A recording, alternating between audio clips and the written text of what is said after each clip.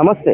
ప్రస్తుతం మన మహబూబ్‌నగర్ జిల్లా కేంద్రంలో ఓటర్ల లిస్ట్ తప్పుల తడకగా మారిందని చెప్పుకోవచ్చు. అంటే ఇక్కడ ఈ ఈ ప్రాంతానికి సంబంధించిన ఓటర్లు కాకపోయినప్పటికీ ఇతర ప్రాంతాలకు ఏదైతే తిమ్మాజిపేట కావచ్చు, జడ్చర్ల కావచ్చు, ఈ విధంగా వేరే వేరే నియోజకవర్గాలకు సంబంధించిన ఓటర్ లిస్టులను మహబూబ్‌నగర్ ఏదైతే కార్పొరేషన్ ఉంది, ఈ కార్పొరేషన్‌కి సంబంధించిన ఓటర్ లిస్టులుగా నమోదు కావడం జరిగింది. ప్రస్తుతం మన వద్ద ఇక అంటే స్థానిక నేతలు ఉన్నారో వారిని అడిగి తెలుసుకొని ఏంది పరిస్థితి, ఎందుకు ఈ విధంగా తప్పుల తడకగా వచ్చింది, అధికారులు ఏమంటున్నారు?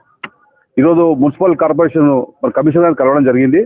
మరి ప్రతి వార్డులో కూడా ఇతర వార్డుల నుంచి ఇక్కడ మొత్తం జంప్ అయినాయి. ప్రతి వార్డులో కూడా దాదాపు 300-400 ఓటర్లు అన్ని కూడా తప్పుతడకగా ఓటర్ లిస్టు రావడం జరిగింది. వార్డ్ ఆఫీసర్ నిన్న ప్రతి వార్డు కూడా వార్డ్ ఆఫీసర్ రావడం జరిగింది. ఆ వార్డ్ ఆఫీసర్ వచ్చి కనీసం ఒక లిస్టు జిరాక్స్ అంటే జిరాక్స్ కూడా ఇవ్వట్లేదు, కానీ చూసుకోండి అంటున్నారు.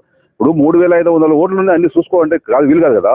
ఎక్కడైనా కనీసం కమిషనర్ గారు పీడిఎఫ్ పెట్టి ఒక సెంటర్ పెట్టి జిరాక్స్ ఇస్తే జిరాక్స్ చూసుకోండి అని చెప్పి అట్లా ఆ విధంగా వార్డ్ ఆఫీస్ దగ్గర మేము చూసుకొని జిరాక్స్ తీసుకొని వాళ్ళని మేనేజ్ చేసి అది దాంట్లో మొత్తం ఇక్కడ 3000 కొన్ని ఏమో 2600 ఉన్నాయి, కొన్ని 3500 ఉన్నాయి, కొన్ని 3000 ఉన్నాయి, 3000 అట్లా మొత్తం కరెక్ట్ గా లేవు.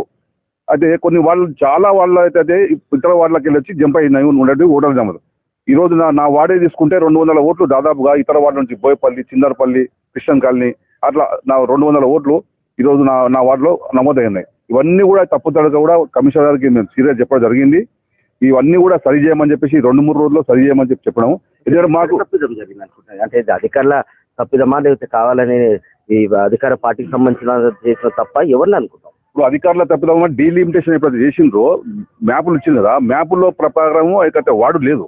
ఆ మ్యాప్ ప్రకారంగా కొద్ది పక్క ఇక్కడ ఆ మ్యాప్ ప్రకారం వాళ్ళు వార్డులో వచ్చి కరెక్ట్ ఏ లైన్ ఉందో ఆ లైన్ ప్రకారం తీసుకుంటే బాగుండే. వాళ్ళు కూర్చున్న దగ్గర కంప్యూటర్ లో కూర్చొని వాళ్ళు చేయడం జరిగింది.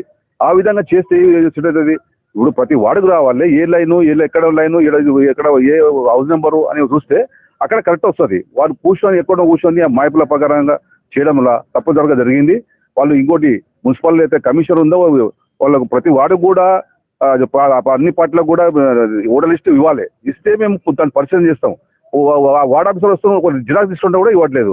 అయినా కూడా మేము చూసుకొని చాలా తప్పుతడక ఉన్నది, ఇది సరి చేయమని చెప్పేసి మేము చెప్పినాము. భవిష్యత్తులో కూడా మరి ఈ వారం రోజుల్లో పూర్తిగా తప్పుతడక అయితే ఉన్న వార్డుల ఓటర్ లిస్ట్ జాబితా అది చేయమని చెప్తాం. చేయని పక్షంలో మేము బీఆర్ఎస్ పార్టీ ఆధ్వర్యంలో పెద్ద ఎత్తున కార్యక్రమం చేస్తాం. మీరు చెప్పండి, ఒక మున్సిపల్ వైస్ చైర్మన్ గా బీఆర్ఎస్ పార్టీకి సంబంధించి ఎందుకు ఈ విధంగా తప్పులుగా నమోదైనాయి? ఇతర ప్రాంతాలకు సంబంధించిన ఓటర్లు కూడా ఈ ప్రాంతానికి వచ్చినాయి. అంటే గతంలో ఏదైతే మ్యాప్ ప్రకారం తీసిండ్రో దాని ప్రకారం ఎవరు కూడా చేయలేదు. అది వేరే ఓట్లు, ఈ మన వార్డులో ఉన్న ఓట్లు కూడా అసలు బౌండరీ టైప్ కూడా ఏం చేయలేదు, అడ్డగోలుగా చేసిర్రు. ఒక్కొక్క వార్డు నుంచి మినిమం 100-200 ఓట్లు మిస్ అయినాయి. ఇది చాలా ప్రాబ్లం ఉంది. మేము కూడా ఇంతకుముందు మా పార్టీ తరఫు నుంచి కమిషనర్ గారు కలిసినాం.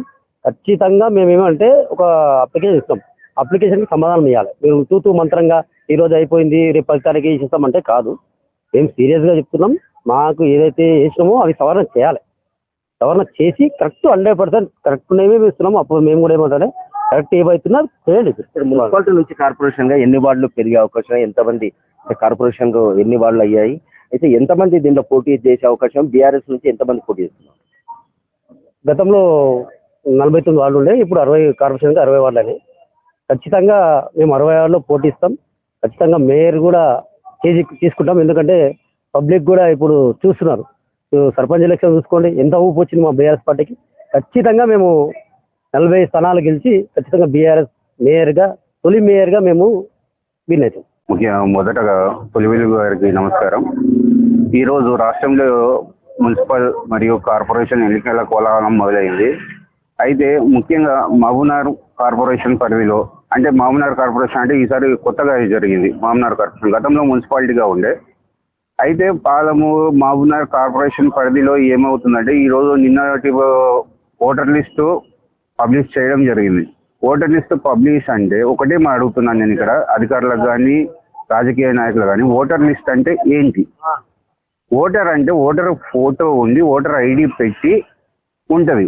కానీ పాలమూరు మున్సిపాలిటీలో మా కార్పొరేషన్ లో మాత్రం గొప్పగా పేరు, ఇంటి నెంబరు, ఏరియా, అదే ఓటర్ లిస్ట్ అంట. ఏ విధంగా గుర్తిస్తారు ఓటర్లని? మీరు ఓటర్ అన్నప్పుడు ఓటర్ కార్డ్ అని ఎందుకు పెట్టారు? మరి మీరు అది కాకుండా ఈ రోజు వార్డులలో పబ్లిష్ చేస్తా ఉన్నాయి. ఎన్ని వార్డులో మీరు పబ్లిష్ చేశారు? ఎన్ని వార్డులలో మీ వార్డు ఆఫీసర్లు పబ్లిష్ చేసి రాజకీయ నాయకులకు చూపిస్తున్నారు? అంటే ఓటర్స్ కనీసము ఒక 4-5 సెట్లు పెట్టుకోవాలి. ఎందుకంటే ఒక వ్యక్తే రాడు, ఒక వ్యక్తే నిలబడడు. పలు పార్టీల వ్యక్తులు ఇండిపెండెంట్లు చాలా మంది నిలబడతారు. కానీ ఇది ఏ విధంగా ఉందంటే ఒకటే ఓటర్ లిస్ట్ ముందర పెట్టేసి మీరే చేసుకోండి అంటే ఒక్కొక్క పేపర్ తీసుకొని నేను చూసుకోవాలా? అలా ఎన్ని రోజులని చూసుకుంటారు? మీరు పెట్టిన టైమింగ్ 2 రోజులు ఉంది. ఇక్కడ 2 రోజుల్లో సవరణ చేసి మీరు ఓటర్ లిస్ట్ ఫైనలైజ్ చేస్తాం అంటున్నారు. అదే విధంగా ఇంకోటి, నేను స్థానిక పద్మావతి కాలనీలో నివాసం ఉంటాను. నా వార్డుని శ్రీనివాస్ కాలనీలో కలిపారు. అయినా నాకు ఇక్కడ పద్మావతి కాలనీ నేను పుట్టి పెరిగిన వాడిని కాబట్టి పద్మావతి కాలనీలో లిస్ట్ చూసుకుంటే 8 కిలోమీటర్ల దూరంలో ఉన్న కిరస్తాన్పల్లి ఓట్లు పద్మావతి కాలనీలో రావడం జరిగింది. అలాగే మన Vighneshwara colony, MBS degree college దగ్గర ఉన్న విఘ్నేశ్వర కాలనీ ఓట్లు పద్మావతి కాలనీలో రావడం జరిగింది. అక్కడ ఇంకోటి, అదే కాకుండా ఇక్కడ బ్రైట్ స్కూల్, మర్లూలో, శాంతినగర్ లో అక్కడ ఉండే ఓట్లు దాదాపు ఎట్లా అంటే విచ్చలవిడిగా వాళ్ళ ఇష్టానుసారంగా ఓటర్ లిస్ట్ పబ్లిసిటీ చేయడం జరిగింది. కనీసం అవగాహన లేదా? వార్డ్ ఆఫీసర్లు 2 రోజులు ఏం చేశారు? ఏ విధంగా మీరు ఇప్పుడు ఈ లిస్టు పెట్టుకుని ఎలక్షన్ వెళ్తున్నారు ముందరికి? నేను ఒకటే చెప్తున్నాను, గవర్నమెంట్ కానీ మున్సిపల్ కమిషనర్ కానీ తక్షణమే ఎలక్షన్ ఇప్పుడు నిలిపివేసి ఓటర్ లిస్ట్ సవరణ జరిగిన తర్వాత ఓటర్ లిస్ట్ కరెక్ట్ వచ్చిందా లేదా పబ్లిష్ చేసి వాటిని వార్డులో ఆఫీసర్లు సవరణ ఓకే అన్నప్పుడు మాత్రమే మీరు ఎలక్షన్ నిర్వహించాలి. లేని పక్షంలో మీరు ఇప్పుడు పెట్టిన ఎలక్షన్ ఇది రాజకీయ నాయకుల అధికార పార్టీకి అహంకారానికి వారి తొత్తులు మాత్రం గెలవడానికి పెట్టుకున్న ఎలక్షన్ మాత్రమే మేము అనుకోవాల్సి వస్తుంది.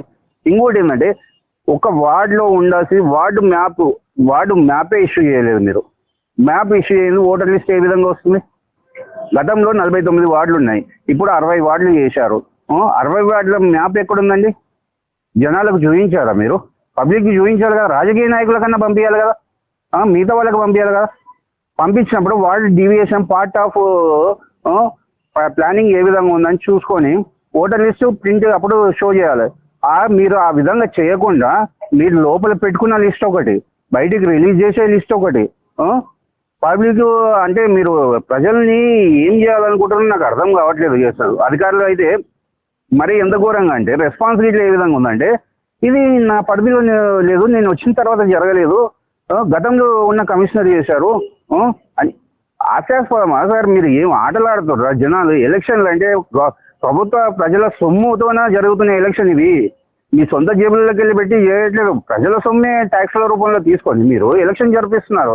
అలాంటి ఎలక్షన్ ను మీరు ఖచ్చితంగా నిక్కచ్చిగా నిర్వహించాలి. కానీ ఓటర్ లిస్ట్ తప్పుల తరగా నా ఒక్క వార్డు కాదండి, ప్రతి ఉన్న 60 వార్డులలో ఏ వార్డుని పిలిచి మీరు అడిగినా, ఏ వార్డులో ఉన్న వాళ్ళని జనాలను అడిగినా, రాజకీయ నాయకులను అడిగినా ఎంత తప్పుల తరగా అంటే ఒక వార్డులో అయితే 17 వార్డుల ఓటర్లు ఒక వార్డులో ఉన్నారండి.